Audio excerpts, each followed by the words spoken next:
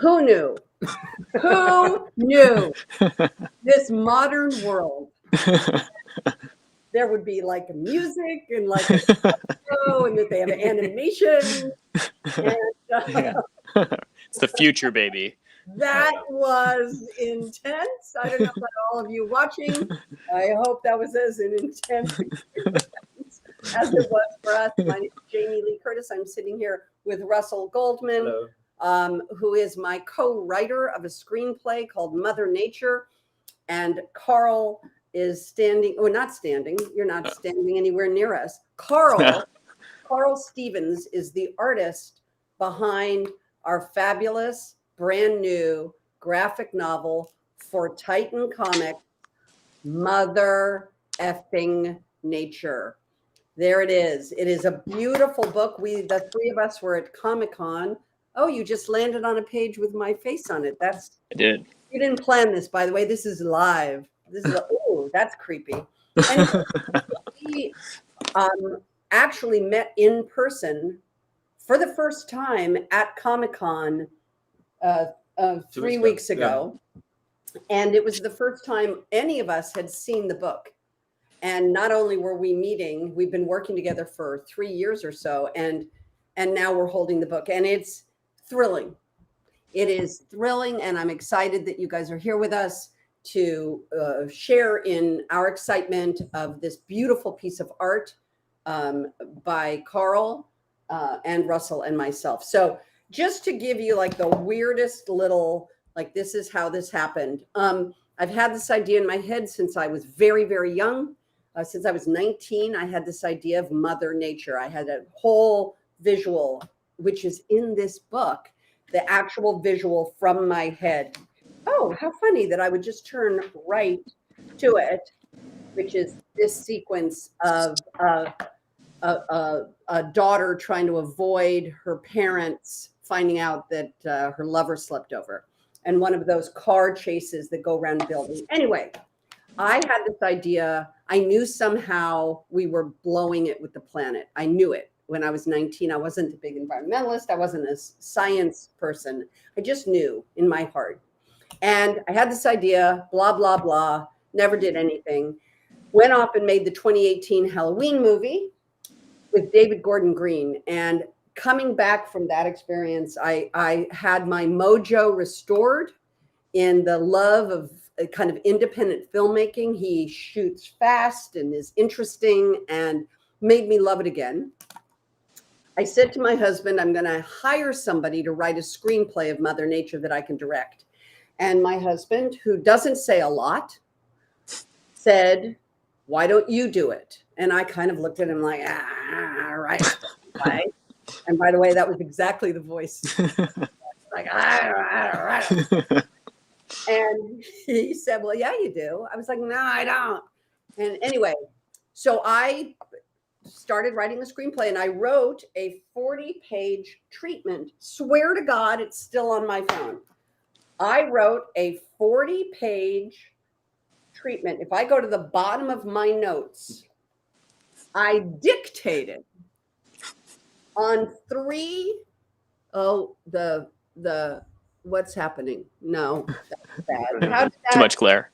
But why is there too much glare? That's crazy. It is. It's there though.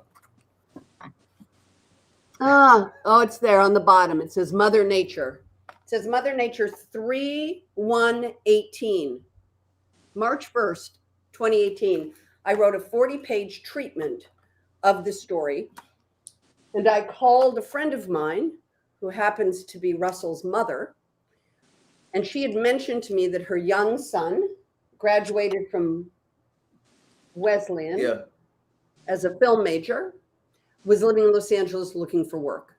And I called Russell. I still have the email when you were looking. You wanted someone to help you drive Final Draft. I said, do you know how to drive Final Draft? And he said, yes. Final Draft, for those who don't know, is it's like screenwriting software. It's a software for your computer that formats it into movie scripts.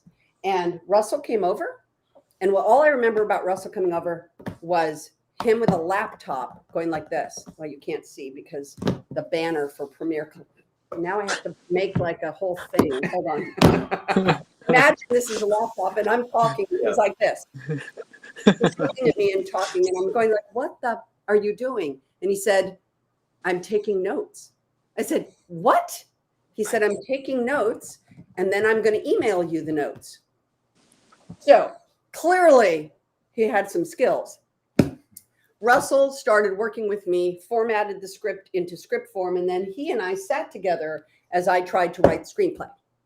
And at first it was 90% me at that point, 10% Russell. And then as, he would make suggestions. He then became my scribe because he's way better at this than I am. And then the percentage shifted, but it was still my script. And I submitted ultimately a script that was written by me. And then they liked it, but then it was going to be expensive, whatever, blah, blah, blah, blah, blah, blah, blah. So then it sort of languished. And then I was focused on other things. And then Russell one day sent me an email, I believe, that said, "Do you mind if I take a crack at Mother Nature?" Now, just so you know, it's important to know. I know this is long, but it's important. This is the history. I'm 65. I grew up with a show called Father Knows Best. My idea of the world is very patriarchal. It's the father works and the mother doesn't. The mother cheats, the father works. It's all male dominated. And my script had a male character named Track Denton, who was the engineer, and his wife, Nancy Denton, was the cheater, and blah, blah, blah. The owner of the business was a man, Eric Butterfield, and that was my script. A lot of men. And Russell said, "Can I take a crack at it?" Russell took a crack at it, sent it to me and said, "Taking a crack at it." And he said, "Don't stick out." And I said, "Okay, Russell." And I started to read it, and 10 pages in, I called him and I was like, "Wait, where's Track Denton?" And he said, "Just keep reading." And what he did, the book is called Mother Nature. He made it a script about mothers, 2 mothers, 2 daughters. And guess what? The owner of the company is a woman. And all of a sudden, the script made sense in a way that it did not with me. And all of a sudden, the percentage shifted, and Russell and I became partners, co-screenwriters of a script called Mother Nature. Cut to, I am married, and I collect original New Yorker cartoons. And for my anniversary every year to my husband, Christopher Guest, I give an original New Yorker. And I remember Chris Carl had opened the New Yorker and had shown me the image, the cartoon that you drew, that it was probably, our anniversary's in December. This had to be, we could go back in our records somewhere, maybe August. Anyway, yeah. Something like that. It was in the fall. It was in the fall. And it was a cartoon of Bogart, beautifully drawn, intricate line drawing. Bogart sitting at the bar at Casablanca, in that perfect way. There's a drink, there's a cigarette, I think. And the caption of the cartoon is, "Alexa, play As Time Goes By." Killed me. So genius. And I contacted Carl to buy the original art, which is what I collect with my husband. And we were talking. I was complimenting him on his work. He shared Penny, his graphic novel, with me. And then he said, "What are you working on?" I said, "Well, thing. And then he said, "I'd love to read it." And I sent him Mother Nature. And Carl called me a day later and said, "This is a graphic novel." And so, unbeknownst to us, we did not know it at the time that it was going to be a graphic novel. It was not our intention. We then contacted through Blumhouse, right? Titan Comics, Duncan and his team, and they bought Mother Nature. And this is the book we are here to talk about. That's the history of it.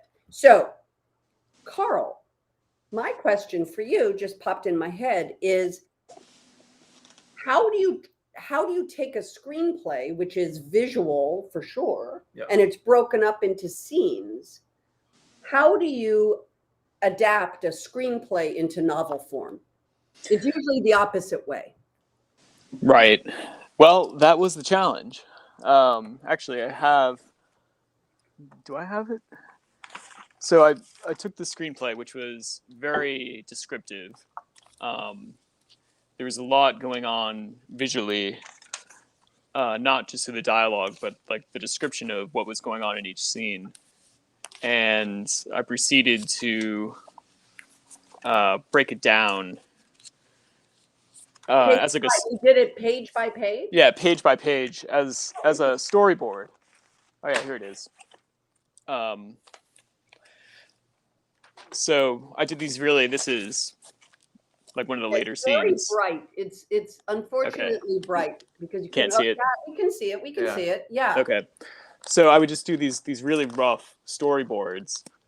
Like storyboards like in a film, but in comics. And just to get an idea of like the flow, to like develop like a visual rhythm in like a very basic way. So I did that for like the whole script at first, and it came out to about 150 something pages. But then as I went on, I realized that I had to expand like a lot of the visuals. And so there was like a lot of like revision, like in this stage. I mean, I probably spent like 2 or 3 months, just like storyboarding it out.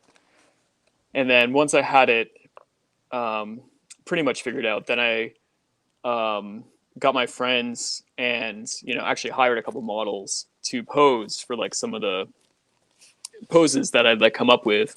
Wow. And so cool. So, and like I use like the story. You didn't have to hire anybody. Like we would, Russell and I can.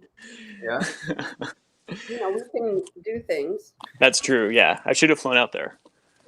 I mean, actually, like that would have helped me a lot with the Cynthia character. Okay, so. So I mean, it was this very complicated process of like, just compiling like a lot of references and also like getting the storyboard finished. So, I mean, that's kind of like the long and short of it. Well, it's not. Let me say this: the long and short of this. I'm not going to say that the writing took me no time at all. The writing took some time. Certainly, our revisions as we started working on it. My original story didn't have an anthropomorphized, centralized character. It was more Mother Nature as the ephemeral Mother Nature. The whole idea was a little, how would you call it, vague? It was there wasn't a face to it was the environment. It was the environment, but it didn't have a centralized focus. Yeah. And what happened is Russell very much, there are two mothers. So there's Nancy Denton, who's an engineer who has come up with a way of purifying fracking water, wastewater, into drinkable water. So it's basically a re-greening formula that she, the engineer, has come up with, the scientist. And Cynthia Butterfield, me, if the movie gets made, basically is the one paying for the project. And it looks on the surface like her energy company, which is called Cobalt Energy, is a green company. We're hiring people using their brains to clean up our waste and make it not only drinkable, but it will re-green the environment. And the land that they are doing this, what we called the Mother Nature Project on, as a test project, it's a pilot program. The land for that project is owned by a Native American woman named Kai Terrell, whose husband was once an engineer for the company. And she owns a piece of land. And her daughter, Nova Terrell, is angry. Nova Terrell is all of you and me, except we're not militant terrorists. She is. She's angry and wants to wreak revenge on Cobalt, and is furious that this BS greening game is happening. And she has been in prison and she is released from prison. We don't know why, right? There's not a, well, we find out. We find out later. We find out later. Spoiler. But she is released from prison, and she Yeah. comes home and immediately calls BS. Like immediately goes, yeah, no, and tries to burn the place down. And those are the two stories. So you have Nancy Denton and Riley, her daughter, a young girl graduating college, may or may not be gay, has a girlfriend for the first time, we think. And then Kai Terrell and her daughter, Nova Terrell. Those are the four women. And then Cynthia Butterfield, who's the owner of Cobalt Energy. Now, I want Russell to address the Native American aspect, because here's what I can tell you. The three of us have concurred about this many, many times. When I first had this idea, and I would say the word Native American, did I really have a clue as to what I was talking about? No. It was not a trope, but it was, I thought, being very sensitive and mindful about making sure that I wasn't under some delusion that there were indigenous people here way before white people. And Russell spent a very long time. I'd like you to talk about how we approached it. This is before Carl, how we approached making sure that the indigenous people's story that we are writing about in an eco horror film was represented not only correctly, but with respect. Yeah. And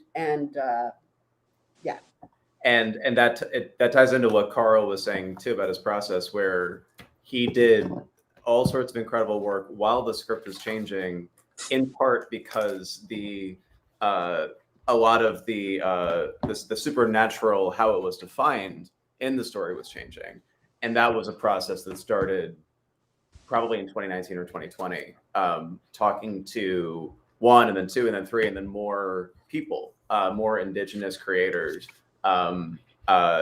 especially Navajo creators, which is the story takes place partially in close to the Navajo Nation, in Four Corners, New Mexico.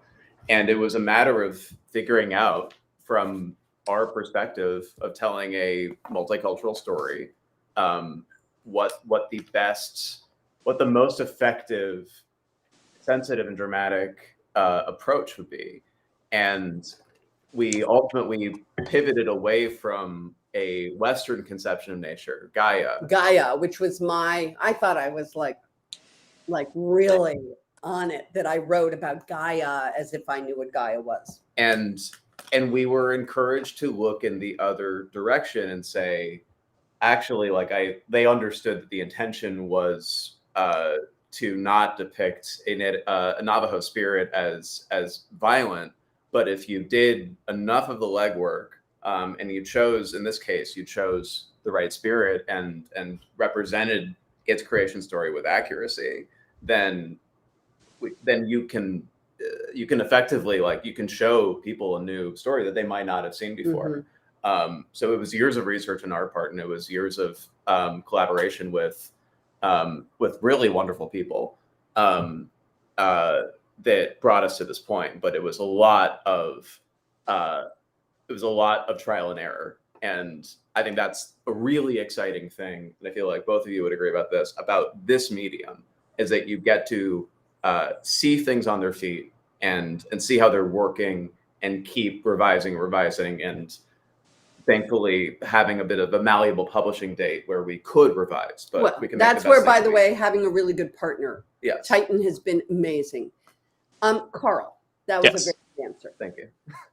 How long has this taken you? I see. Here's the thing you guys have to know. We're sitting here in a live signing, something I've never done before, and it's fun, and it'll be fast and furious, and we're all going to have a good time, and we're going to see some great stuff.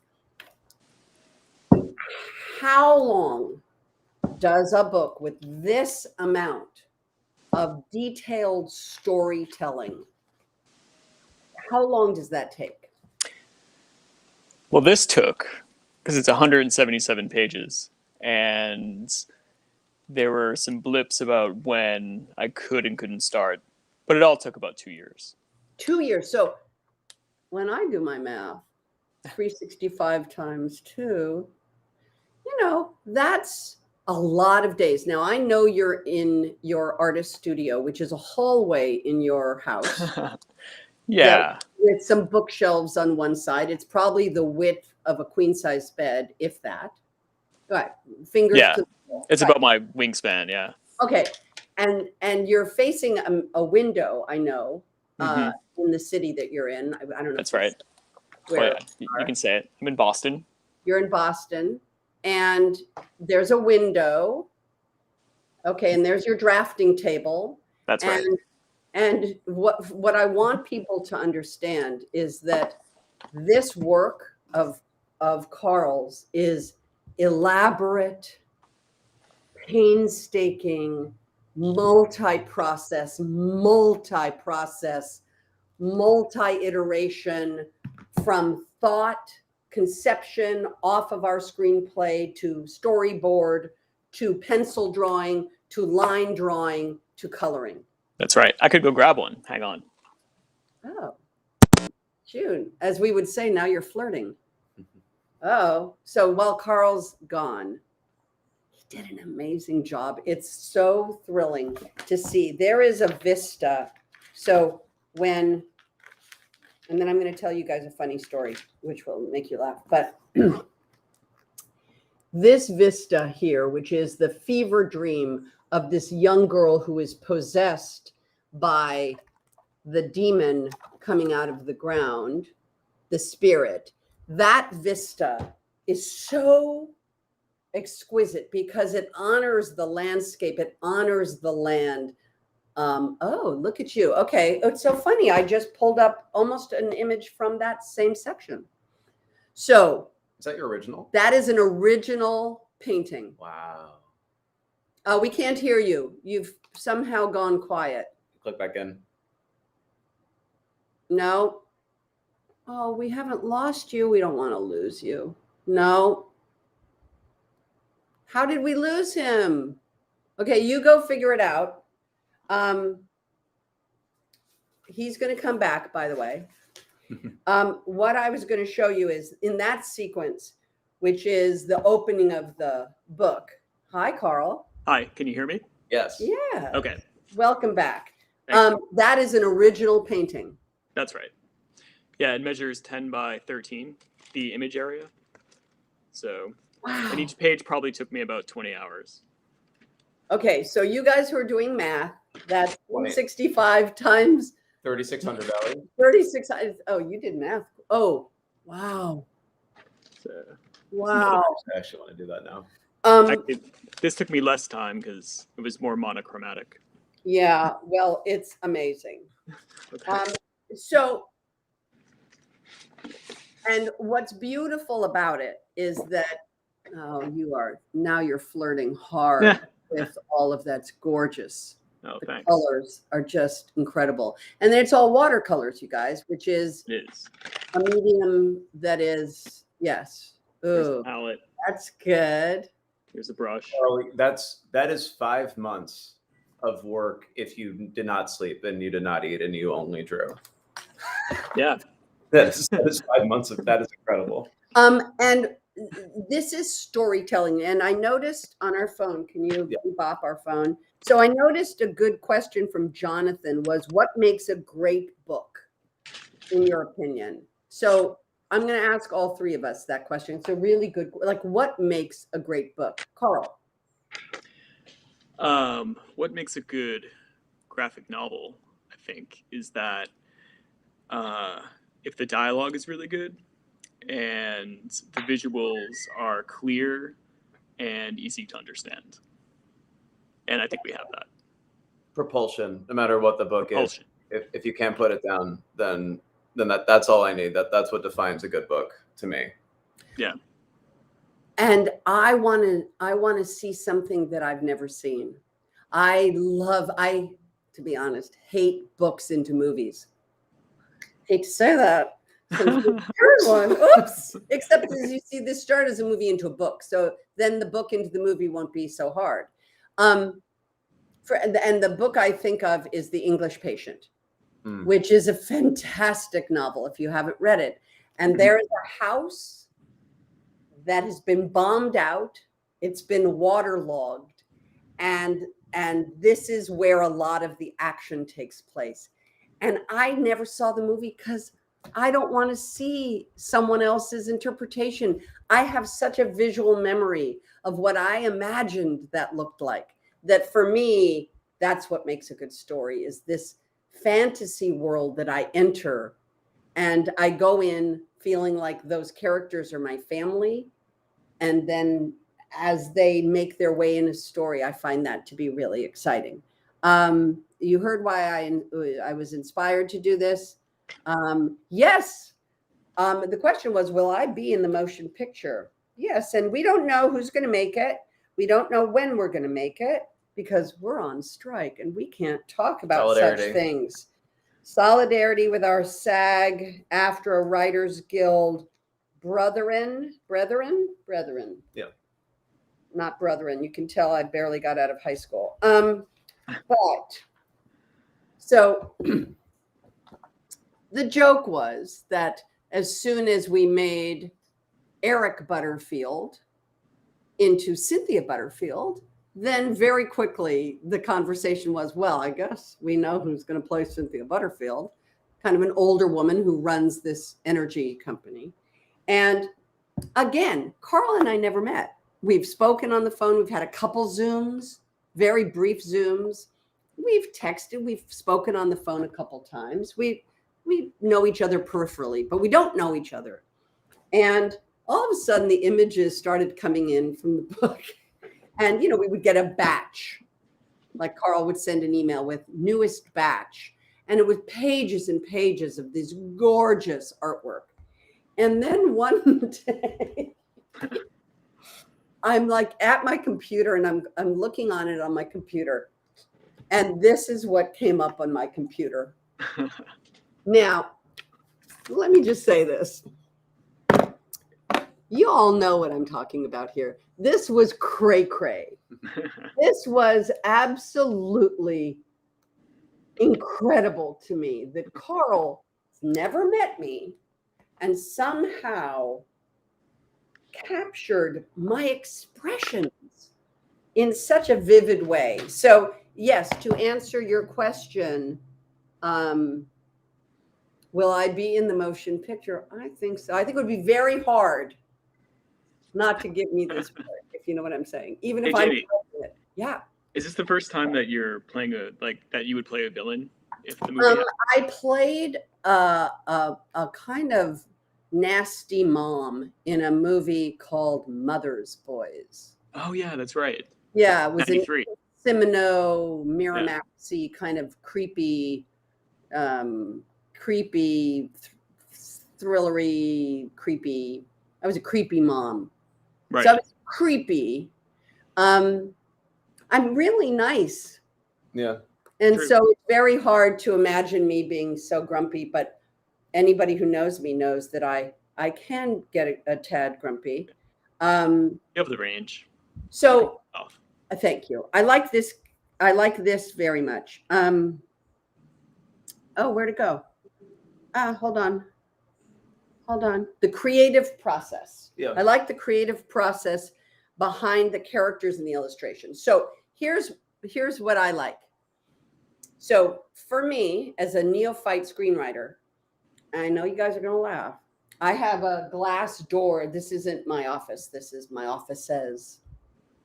I have offices. But in my house, there's an office and it's a glass door. And I took index cards. And as I wrote the treatment, I wrote the name of the character. And by the way, I know this is going to sound crazy. One of the greatest thrills for me in this whole process is to see the names of the characters that we came up with brought to life.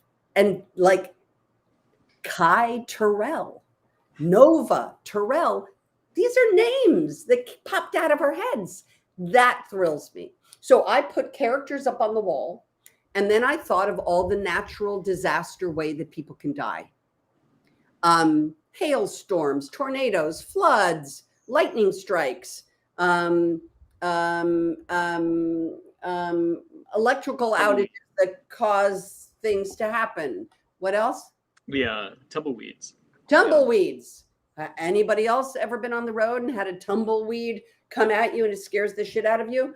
Um, that happened to us. And so what I did is I put on the wall characters, and then I put on the wall how they die. And then what I did is I connected the dot like you used to do in school, where they would put fruits and colors, and you would draw a line between apple and red. The tumbleweed death. That's such a beautiful. I want to hear about the drawing of that sequence in a minute. But that's how I did it. I literally went, oh, he's going to die from the tornado. He's going to die in the hailstorm. And then once I had that, then the process was characters. Yeah, it's slotting in like what you want to see in the middle of those sequences that isn't making you just like go back to the crazy stuff, where it's like you care enough about the people and what their story is, and Yeah. the backstory, which is crucial to character work. Yeah. And so that's how we approached it. But then, we handed it off to Carl, who then the creative process, as you've kind of already heard a little bit, involved sketching, right? Storyboarding, which, by the way, is in a movie. You know what the truth is?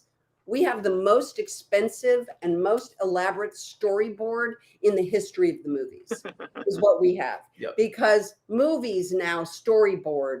Oh, look, there I am again. I keep turning to my own page. I wonder why. But we have now a really elaborate storyboard, which everybody uses, particularly for action sequences, because you need to know what your shots are. So we then handed it to you. You then storyboarded it. Mm-hmm. But you inhabited the characters. We didn't.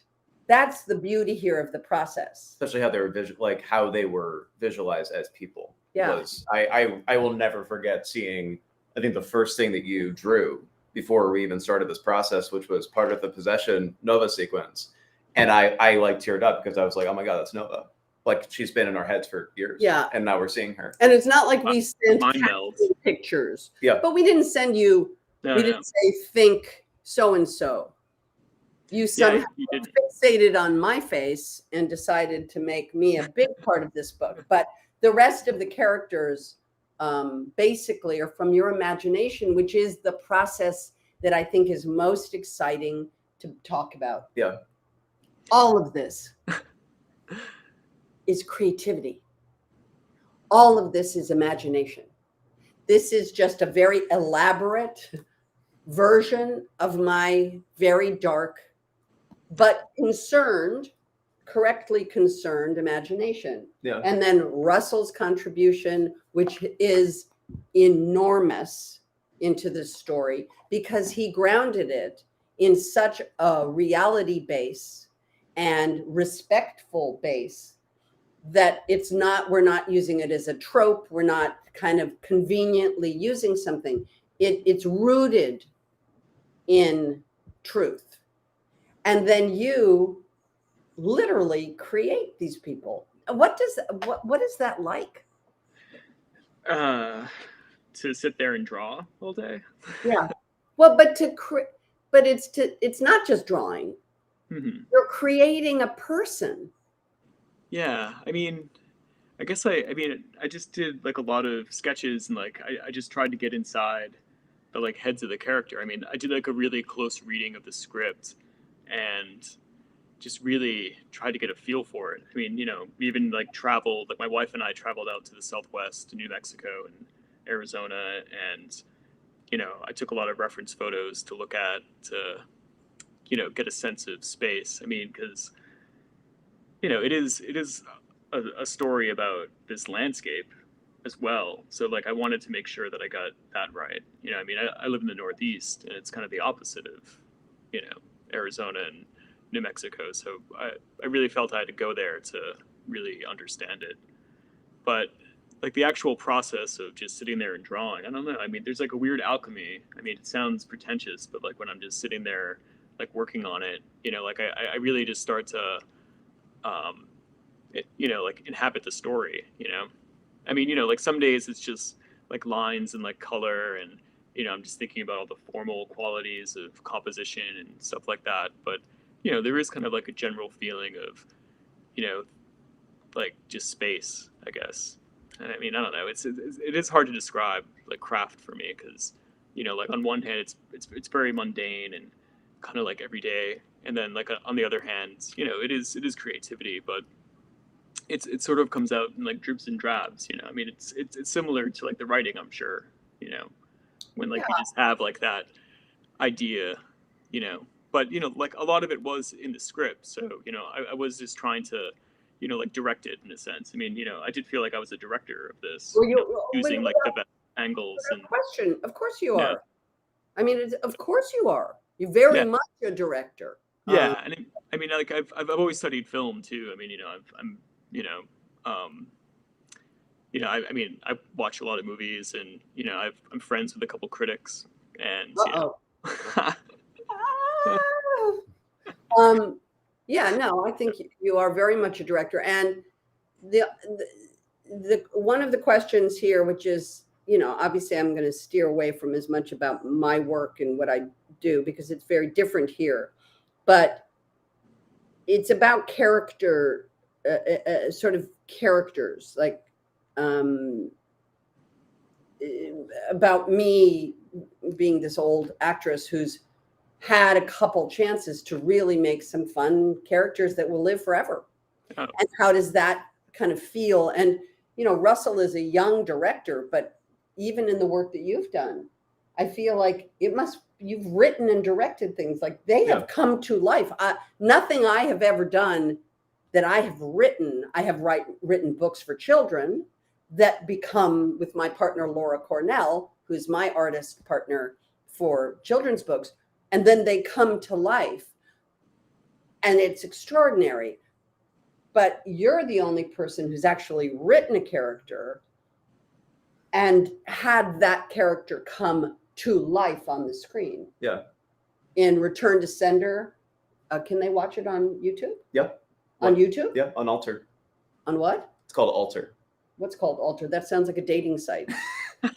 You can search Return to Sender film on YouTube.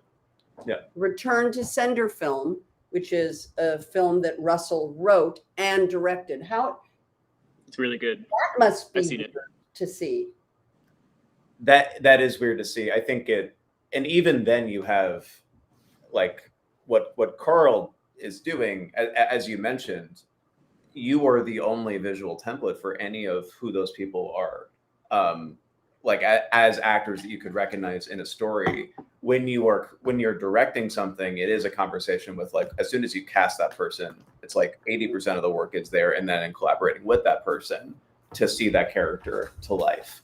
And I think we had so many ideas that kept evolving and changing for like what this ensemble was. And we had some ideas of like, oh, that actor could be interesting, that actor could be cool.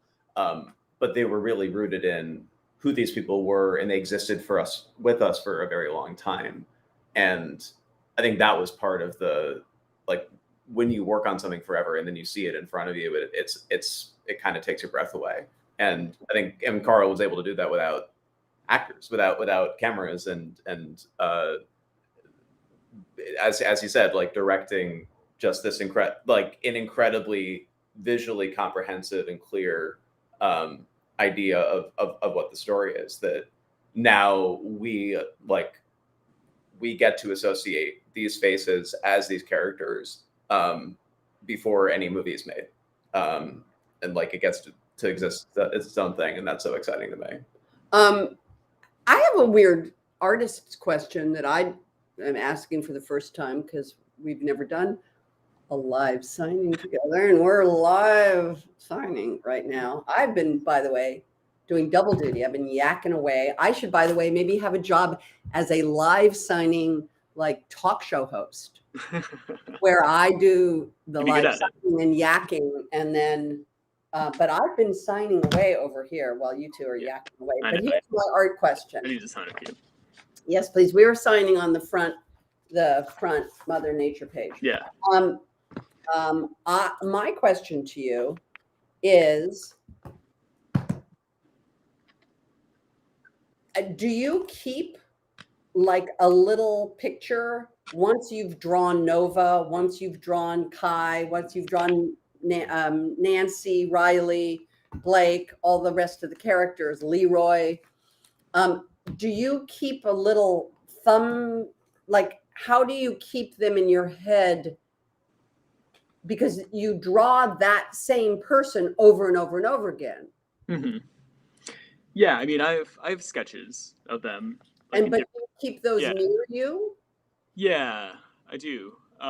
Yeah, they're like, scattered like around my desk. I mean, all the like references that I have are kind of, spread out like around the page. So, I'm like drawing, but like my eye is also like darting to like those too. So it's like really like, I'm looking at like sometimes, I mean, like some pages had maybe like 30 different like visual references that I was looking at. Like, some of those are drawings, some of those are snapshots that I took.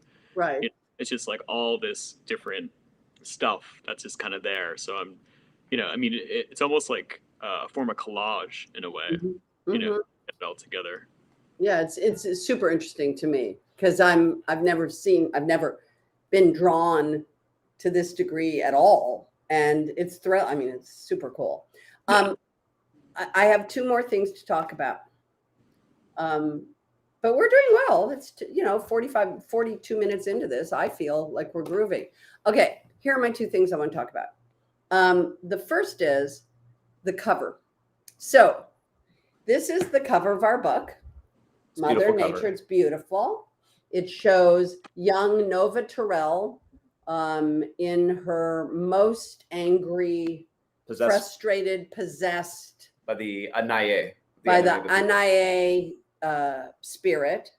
This was also a possible cover, which turned out to be the back cover of the book, which is there's a moment where at the beginning of the book, in flashback, young Kai Terrell and her husband, Russell. Oh, I wonder where we came up with that name. And their daughter Nova are at a company picnic that Cobalt at that point is moving out of uranium and into oil mining. Yeah. And it has one of those oil derricks. Is that the word? I use horsehead. Horsehead. Yeah. Those, and we've all seen them in oil exploration or oil raping. And sorry, did I just get political? Sorry, that's bad. I'm bad. Anyway, I've tried not to be political here. I've tried to be environmental and not political. But they're at the launch of this whole thing. They're starting up this horsehead thing, and there's an earthquake and a big rumble, and the head of the Butterfields say to Russell, who's the head engineer, go check on the site, the pump site, which is nearby. And Nova jumps in the truck with her dad. And they drive there, and he says, I'll be right back. And he gets out of the car and he goes over to this. There's something wrong with the oil derrick or the oil pump. And then there's another earthquake. And while he's standing under the horse head, there's an earthquake. The thing snaps. No, don't. I have it ready to go. And the horse head comes down and ouches Russell in front of Nova's eyes. And these are the Butterfields driving to the site, and they are seeing what happened. And there's Nova, who runs up to her father. And then while she's there, this possession takes place where from under the ground, this spirit comes. And then there's this moment where she has a possession. Yeah. Where there's almost like a fever dream. And that is the opening of the book. That's how Mother Nature begins. And when I first was sent the art from Carl, when I first got this first batch of drawings, I must have sent an immediate email to everyone involved saying, this has to be the cover of the book Mother Nature. I agreed. I was insistent. I said, that is one of the most incredible visual images I've ever seen in a graphic novel. Boy, would that look great on a cover. And very quickly, I was disabused of my idea that, and people were like, well, but remember, kids go in, and maybe that would be a little upsetting for some. And I'm like, kids. I think it wasn't even kids. It was like we aren't sure that's going to pass customs. It was definitely an image. And just ink and watercolor. Yeah. What was very, very sweet is that I am the mother of this project. There's no question. I know that I annoy many people, my husband and children mostly, that I refer to myself in the third person as mommy. I believe maybe I caused quite a furor that mommy doesn't go to concerts because mommy goes to bed early. Anyway, as I am the mother of the project, unbeknownst to me when we were at Comic-Con, although I don't have it here, you can go, oh, someone does. I got it. What happened was the publishers, Titan, you can show it. Okay. I jumped the gun. Made 100 copies of our book, Mother Nature, with that as the cover, as a gift. And all of us got number one. Did we get 1, 2, and 3, or did we all get one? Did they number? We all got one. We all got number one. So there are 100 of these copies floating around, and they are numbered. And all three of us got 001, which is really thrilling, or 100 or whatever. And now 100 would be 100. Sorry, I told you I barely got out of high school, but it was a very moving moment for me. It was a big surprise, and I'm not easy to surprise. And I think it just was a testament to how passionate Titan is about the work. Certainly, how passionate you are, Carl. But the unsung hero here is my young Padawan friend, Russell Goldman, the director sitting next to me. I say the hero because this wouldn't exist without him. None of it.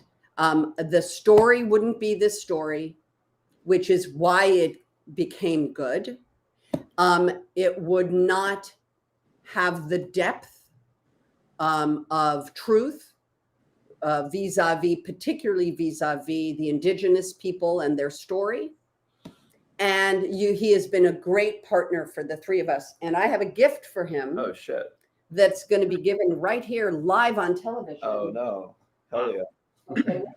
Keep talking. Pretend you are talking. I have to unwrap something. Hold on. So here's Russell Goldman's gift, which is the original art for the back cover of Mother Nature. This is the original art, and it is for you from me and Carl. And it truly is. This doesn't exist without Russell Goldman. Right. It doesn't exist without Carl. It doesn't exist without me. And three people who didn't know each other originally, who've come together in this collaboration through, weird circumstances. I mean, the dot between the three of us is a little weird. Yeah. And yet it really has shown me that collaboration is possible, that it doesn't have to be. It's for as much trial and error. It's really beautiful. It's beautiful. Yeah. And by the way, we don't agree on 90% of things. We just have very different tastes. And yet we've worked. By the way, I'm going to give Russell now complete credit. If any of you guys saw Everything Everywhere All at Once, I remember Russell was sitting in this very office, which is near my home. And I came in and said the words, boy, I've just been offered this really wacky script by some guys called the Daniels. And Russell Goldman looked at me and said, you have to do it. I said, well, no, you haven't read it, Russell. It's way out there. He said, you have to do it. So I am in Everything Everywhere All at Once, primarily because Russell Goldman, who is a cinephile, who is an intellectual film student, Yeah. who looks at everything, goes to every revival house, is a student of film in a way that I am not, was like, these people are really talented and you must do this work. So thank you for that, live on television. It's not really TV, it's the internet, which is like, does it even exist? I don't even know. Maybe we don't even exist. Maybe we're all AI. See, this is my question. Can AI crack wise? I don't think so. I don't think fucking AI has a sense of humor. Yeah, maybe to itself, but that's another conversation. Yeah, but I just don't think it could crack wise. I just don't think AI could have created this. Yeah, no way. Not at all. Because it involves creativity. Yeah, which is why like I decided to paint it too. You know, like I like really wanted to, you know, use like actual materials and not simulated ones, you know. Oh, is that how a lot of people work, is with simulated? Well, they use like, you know, like digital Yeah, but art, can you you, know, like Photoshop or like yeah, but Procreate. can you get the same quality of No. color No. that you can with the watercolors? I can't imagine. Yeah, I don't think you can. I can't imagine Yeah. this. Oh, sorry, I'm showing you a really gross picture of what happens when hailstorms happen, which is what happens when the climate heats up awfully and we have these insane hailstorms. I can't Like believe every day. I can't believe that you would get the same texture and shade and nuance that you. Yeah, no, Yeah. you can. I mean, it just looks a little plastic, you know. I mean, there's just something off.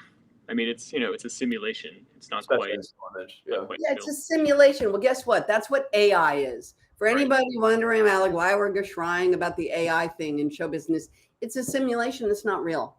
And Yeah. I think, if anything, if I know anything about anything, people want something real, particularly in their entertainment. They want real. That's They right. want to feel something. They want to feel touched by something. They want to be stimulated by ideas. Yeah. And so, you know, Down I with the understand if I machines. had a big pimple, you could remove it digitally. That's great. But you can't create this. Nope. You just can't. You couldn't and- you couldn't have a computer write the story of how this came to be. Right. I mean, there's Yeah. just no way. No chat bullshit GB fuck, whatever the fuck it's called, would be able to Yeah. create this. That's called creativity. So my final word on Mother Nature is that it was born out of our own minds, our own creative minds, and our own art. My art, my partnership with Russell, Russell's art, sharing it, that connected through art to Carl, and then Carl giving us back art and him creating this world of color and ideas. Oh, a thumbs up. See, and even the thumb looks real. See, that's not AI. Nope. And that's how this came together. That's how we're together. That's why you're here. That's why you can buy a live signed book on premiercollectibles.com. This is why I may have a new job, which is the premiercollectibles.com hostess with the mostess. And maybe that'll be a job I'll get because I can't work in the other field right now because we're on strike for the very reasons that we just talked about. Anyway, thanks for being here. This was fun. How do you guys feel? Great. Excited. Yeah. I can't wait for people to see it. Here, When it hold comes out now we're Tuesday. professional. I even taught them you have to tip it forward like just about 10%, and that way you don't get this. See, look, this is the shine, which would be bad, but if I tip it forward, Like this? no, tip it Oh, okay. forward there. That's how we do it. We're Mother Nature, Jamie Lee Curtis, Russell Goldman, Carl Stevens, the artist. We are the screenwriters, and we're glad you're here. Be safe. Goodbye. We're going to go away. I don't know Thanks how for we're watching.